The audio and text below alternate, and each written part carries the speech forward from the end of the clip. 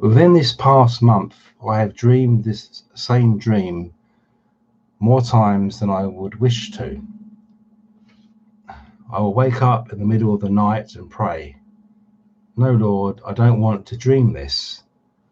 But then I fall back to sleep and my dream pictures are right where I left off. In my dream, I am a care worker in a UK Alzheimer's home. And through a series of dreams, God has revealed to me that Jesus is coming back to judge the earth soon. But for some reason, even though I know this, I am determined to walk to the nearest town, which is about 15 miles away. And that nearest town is Washington D.C. in the USA. I know it's crazy, but this is my dream night after night. Bear in mind what happened to John when he wrote the book of Revelation, when he was in the Spirit. He was in one place, then the other. Location and distance didn't matter. Time didn't matter. It was just like you can be in one place and the other in just, no time at all. Well, I feel we have to get to Washington in order to receive this life-saving medicine for our seniors. Though it is not revealed to me in the dream, I think our residents all have COVID and this medicine can save their lives. So I take some of the care workers with me and we set out on foot for Washington D.C. And even though it is morning, the sky is already beginning to get dark and I can smell an unusual thickness in the air. As we all walk along, the care workers become afraid and want to turn back. But for some reason, I encourage them to keep on, telling them, we must get this medicine before for our people, so they will live. While I am telling them this, there is this little voice in the back of my head that is saying 2 Peter 3:10. But the day of the Lord will come as a thief in the night, in the which the heavens shall pass away with a great noise, and the elements shall melt with fervent heat, and earth also, and the works that are therein shall be burned up. And I begin to think, we are not going to make it into the city. And by this time, the sky is black, and we can all smell smoke. And then we see it. Huge flames of fire, pillars of irid red fluorescent glow, flames shooting up as high as the Empire State Building. And the care worker working begin to scream and cry in terror. I don't want to burn. I don't want to burn. And even though I am terrified of fire, somehow I am calm in my spirit, and I tell them, we won't burn. We may die, but we will not burn. And we keep on walking. Fire is all around us now. On either side of the path we are on, the flames are leaping up, but the flames do not touch us, and we walk. We finally reach Washington, D.C., only to find complete chaos in the city. The entire city is on fire, and people are running and screaming in terror everywhere. Cars are crashing into one another as there is a complete breakdown of law and order.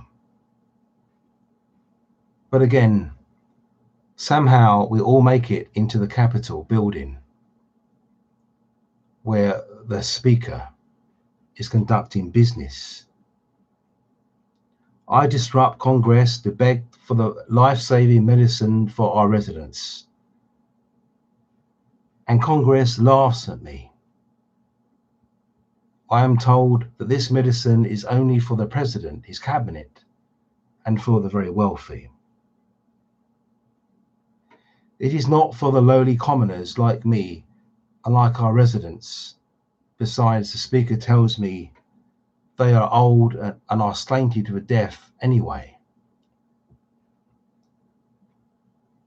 The care workers and I begin to cry, and I beg on behalf of our people.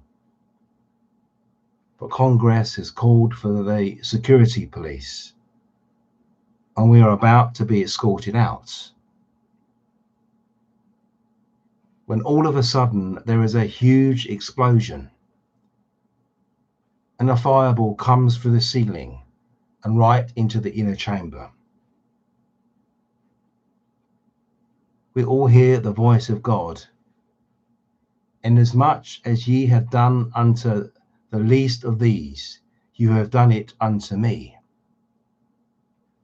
And I see flames come down and touch the speaker's hair, and she begins to scream in pain.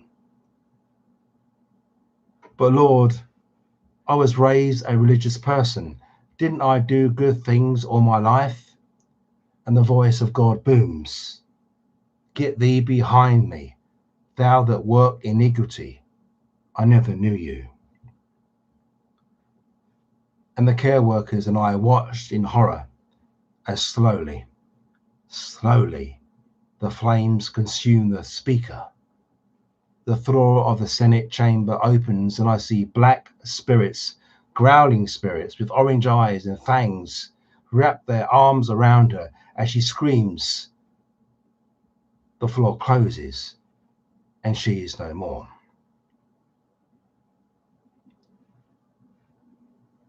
One by one, every member of Congress who has ignored God, ignored his word, laughed and mocked and ridiculed God. One by one, they are lit on fire. They scream and slowly burn. One by one, the Senate floor opens again as the demons of hell receive them.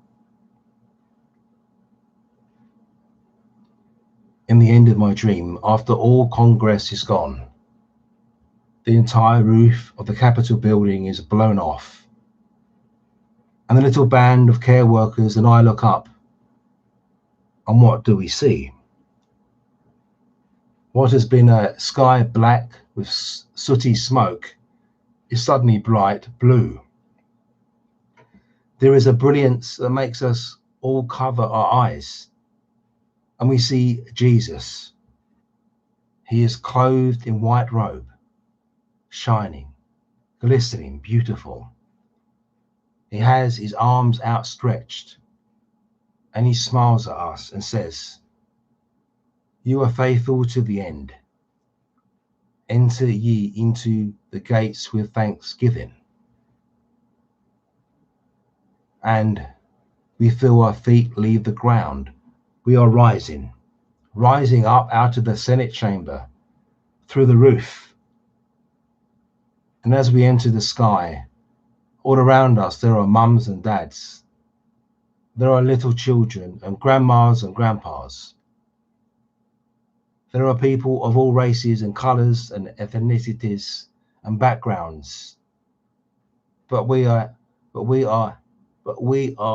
one thing in common.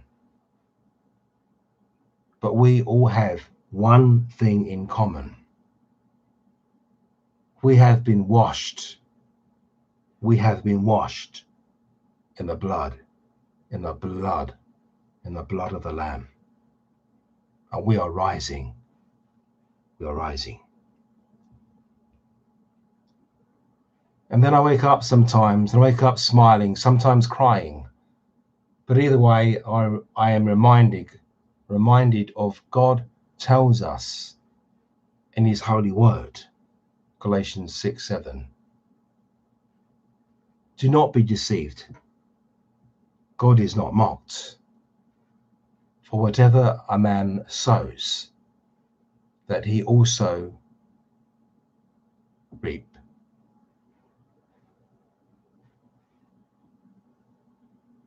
Thank you for that dream. God bless you.